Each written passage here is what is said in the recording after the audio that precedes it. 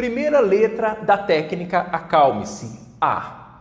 Acalme e aceite a sua ansiedade.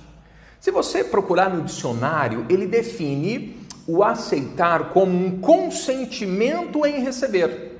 Dessa forma, oriente o seu paciente a concordar em receber aqueles pensamentos e aquelas sensações físicas da ansiedade, mesmo que isto pareça um absurdo para o seu paciente naquele momento. Por mais que seja um desafio, é importante que ele treine esta habilidade em aceitar. Ele deve aceitar as sensações físicas do seu corpo. Ele deve aceitar os pensamentos. Ele deve aceitar as sensações e os pensamentos como se fosse um visitante em sua casa. Um visitante que chegou inesperado, um visitante que chegou fora de hora, ou talvez um desconhecido ou uma dor que está o incomodando. E quando ele aceita, ele não julga, e quando não julga, não aumenta a ansiedade. Direcione esta técnica para o seu paciente, para que ele substitua o medo, a raiva, a rejeição e esta força para vencer a ansiedade a qualquer custo, que ele vença pela aceitação. É importante que ele não lute contra estas sensações. É importante que ele não resista a estas sensações. Quanto mais ele lutar, mais ele resistir, maior será a quantidade de adrenalina e cortisol, mais intenso será o desconforto dele. É como se fosse um cabo de guerra. Você já brincou, quando era criança, com cabo de guerra? Fica um do lado, outro do outro, grupos de um lado, grupos de outro, e aí você puxa, o outro puxa, para ver quem ganha. Em relação à ansiedade, você só vai ter alguma chance de ganhar dela se você não puxar, mas sim se você soltar a corda. E esta técnica do ranger, ela está justamente direcionada para isso. O paciente não vai lutar contra a ansiedade, tal como o domador não luta contra o elefante, porque ele vai perder a briga. O elefante é muito mais forte que ele. Mas quando ele aceita e solta a corda, ele está vencendo. É importante que você ensine o seu paciente a fluir, a ampliar-se das suas sensações. E aí, se você quer entender um pouco melhor toda essa questão do sistema top-down e bottom-up, e eu utilizo, através de uma metáfora que eu li num livro muito interessante chamado Como Mudar Quando a Mudança é Difícil, Swish, Quando Mudar Quando a Mudança é Difícil, ele trata exatamente desta metáfora. Lutar contra o seu mecanismo de defesa, lutar contra a sua ansiedade, lutar contra as suas emoções é uma perda inevitável. Imagine o seguinte, o seu córtex pré-frontal, o córtex pré-frontal do seu paciente, do seu cliente, é um domador. E ele vai gerenciar o comportamento do elefante, que são as emoções. E aqui você pode incluir a ansiedade. É óbvio que se o domador não estiver muito bem conectado com o elefante, ele vai perder. O elefante não vai ir para onde o domador quer que vá. Este livro nos diz que o nosso cérebro, ele não tem uma opinião só, ele tem sempre dois sistemas que são sistemas independentes. O sistema top-down e o sistema bottom-up. O lado que é emocional e o lado que é automático. O lado que é racional, que é extremamente consciente, contra este lado que tem um funcionamento independente, emocional. Desta forma, é muito importante que você ensine, psicoeduque o seu paciente, o seu cliente a aceitar, justamente porque o nosso cérebro tem esses dois sistemas, mas o sistema mais forte não é o cognitivo, não é. O sistema mais forte está relacionado ao seu mecanismo de defesa, às suas emoções. O Jonathan Haidt, que é o autor desse livro, quando ele usa essa metáfora do elefante e do domador, ele quer dizer exatamente isto. O domador é a área cognitiva, a área racional, planejamento e estratégia. O elefante é o sistema emocional, o sistema de defesa. Se o domador se revoltar contra o elefante, quiser vencer a briga, ele vai perder. E por que é que ele vai perder? Porque o elefante é toneladas mais pesados que ele e muito mais forte ainda. Dessa forma, o que você deve orientar o seu paciente? Aceitar. Quando o domador aceita, ele consegue inclusive gerenciar melhor o seu elefante. Quando o controle é duro, quando o controle é precário, perde. Mas quando o domador entende o comportamento do elefante e por que é que o elefante está fazendo aquilo, ele tem uma chance muito maior de entrar em alinhamento, em sintonia, em sincronia com o elefante. Essa estratégia, então, esta técnica, esta metáfora, você pode, inclusive, ensinar para o seu paciente. E você diz a ele que o A da aceitação é sair do modo fazer e ir para o modo ser. Nós temos depois a letrinha C. O que é o C do acalme-se? O C é o contemplar as coisas à sua volta. Oriente o seu paciente, então, a não ficar olhando para dentro de si mesmo, analisando os pensamentos e as sensações físicas daquela ansiedade. É importante que ele redirecione o olhar para aquilo que está à sua volta, observando tudo em cada coisa e aquilo que ele sente em relação a esta experiência.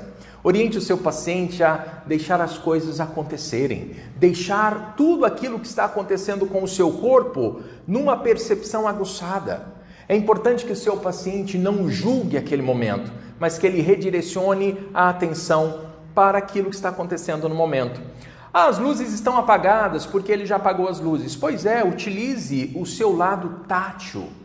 É importante que ele imagine aquilo que está à volta e se concentre nisso que ele está imaginando, caso as luzes estejam apagadas. Ah, mas ele já se levantou porque ele foi para a sala que não consegue dormir e ele está na sala com uma baixa luminosidade. Pois é, então ele deve olhar para aquilo que está ao redor dele, observando cada detalhe daquela situação em que ele está inserido. É importante que ele descreva para si mesmo tudo aquilo que ele está vendo. E este método, de uma forma ou de outra, ele está se afastando da sua observação interna.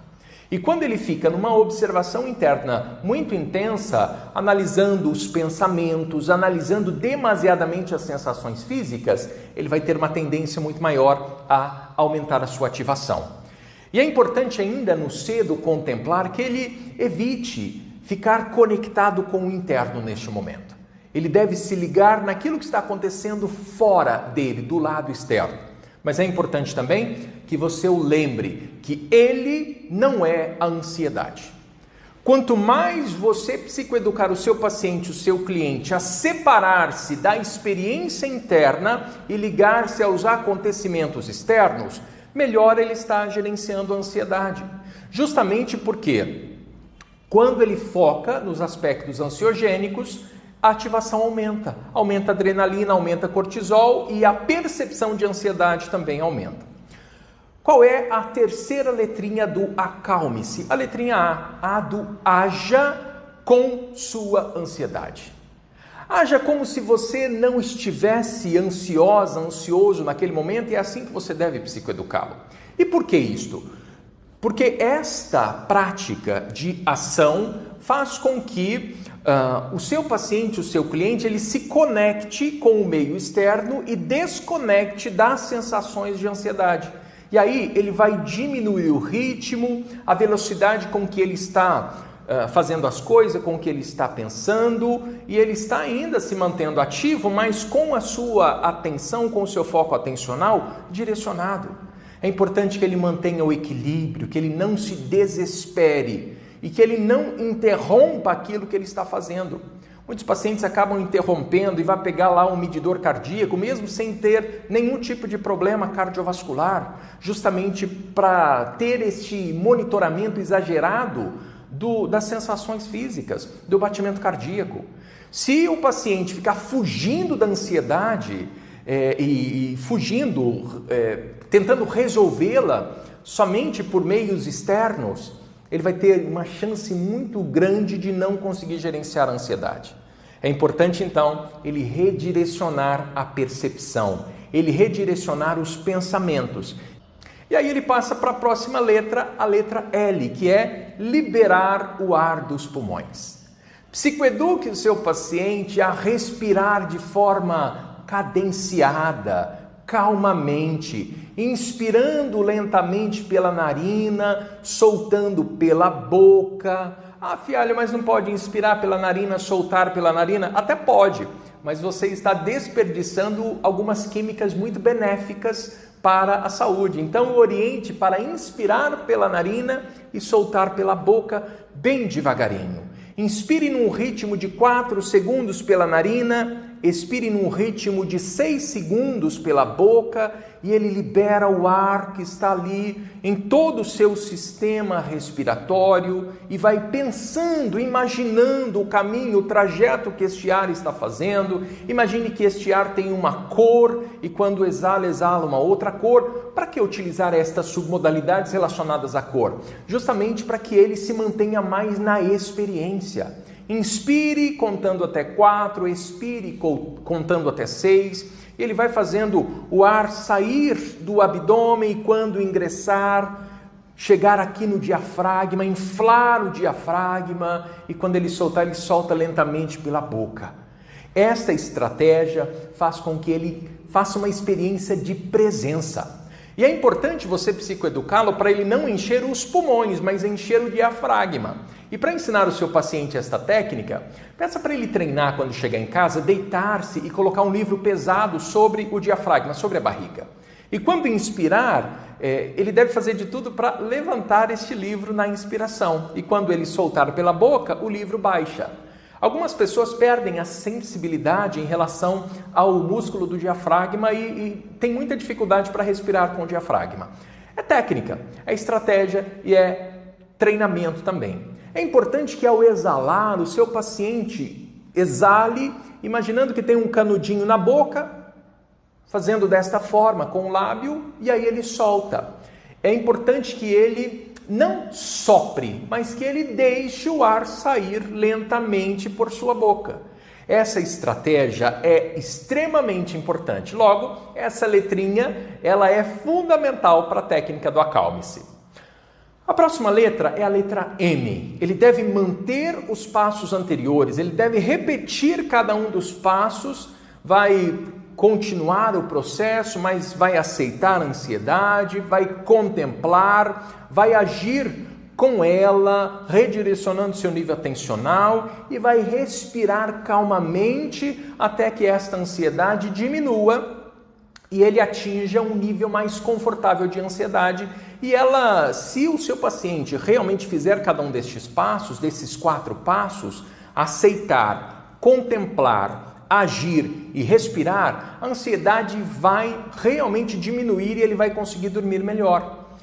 Depois disso, o paciente pode passar para a letra E, examinar os pensamentos. Talvez você já tenha tido pacientes que relatem que estão antecipando muitas coisas catastróficas. E você sabe que estas coisas catastróficas que os seus pacientes relatam, elas não acontecem sempre, ou quase nunca acontecem. Eu garanto que você mesmo, terapeuta, psicólogo, você já passou muitas vezes por isso. E você sabe que nunca aconteceu nada conectado com esta antecipação de algo tão terrível e catastrófico. Psicoeduque então o seu paciente neste momento a examinar o que ele está dizendo a si mesmo, qual é a conversa interna, o diálogo interno. E é importante que ele comece a refletir de forma cognitiva, agora sim cognitiva, porque a ansiedade já diminuiu, cortisol e adrenalina já diminuíram, e quando ele começa então nesta etapa a pensar de forma mais racional, para ver se aquilo que ele está pensando é verdade ou não é verdade, se ele tem provas de dado de realidade ou se o pensamento dele é um simples devaneio, ele já está começando a ressignificar tal pensamento catastrófico, conectado à ansiedade, ao estresse ou ao medo. E existem ainda outras maneiras do seu paciente treinar agora. Por exemplo, ele pode escrever este pensamento, que agora ele já está mais tranquilo para pensar sobre. Lembrando-se sempre que se for à noite, é importante que ele utilize uma lâmpada bem fraquinha, com uma voltagem bem mínima, para não diminuir a produção de melatonina. O próximo passo é sorria. Você conseguiu. O S de sorria. Por quê? É importante que o seu paciente ele se valorize, porque ele merece todo o crédito por ter implantado essa estratégia. Porque veja, muitas pessoas nem sabem que essa estratégia existe, outras pessoas não conhecem. E o seu paciente, quando conhece essa estratégia psicoeducado por você, ele deve sim se parabenizar, porque ele conseguiu, a partir do seu ensinamento, ele conseguiu gerenciar com os seus próprios recursos aquela crise de ansiedade próxima à hora de dormir. Ele deve se parabenizar. Porque veja, não é uma vitória. Não é uma vitória. Por que não é uma vitória? Porque você não tinha um inimigo verdadeiro. Ele tinha um visitante de hábitos, de pensamentos, que passou por lá. Mas ele conseguiu gerenciar esta situação. E aqui eu gostaria de lhe indicar, caro terapeuta, psicólogo e psicóloga, um TED, um vídeo da neuropsicóloga, neurocientista Amy Cary. A Amy Cary, ela é uma neurocientista que ela nos ensina que quando estamos numa postura mais aberta, uma postura conectada com felicidade, nós diminuímos o nosso nível de cortisol. Olha que interessante, a postura física do seu paciente é importante, inclusive ele sorri quando ele acabou de vencer uma dificuldade tão grande como a ansiedade. E aí nós vamos para a letrinha E, espere o futuro com aceitação. É importante que o seu paciente, que o seu cliente se livre deste pensamento mágico que muitas vezes ele tem de se sentir livre definitivamente dessa ansiedade. Por que ele não vai se livrar definitivamente da ansiedade? Porque a ansiedade não é o mal. A ansiedade é uma defesa. O importante é que ela esteja gerenciada, mas ela é muito necessária para continuarmos vivos. Por isso, ele deve, obviamente, valorizar-se, porque ele conseguiu gerenciar a ansiedade. Mas em vez de querer se livrar da ansiedade, é importante que ele passe a se surpreender com o jeito que ele está manejando aquela ansiedade próxima à hora de ir para a cama. De repente, ele acabou de gerenciar a ansiedade, é importante que ele se surpreenda, que ele valorize este passo que ele deu. E quanto mais ele se valorizar em relação a isso, melhor ele está gerenciando a ansiedade amanhã e depois. Esta técnica, acalme-se, é uma técnica incrível para você ensinar para o seu paciente, para o seu cliente.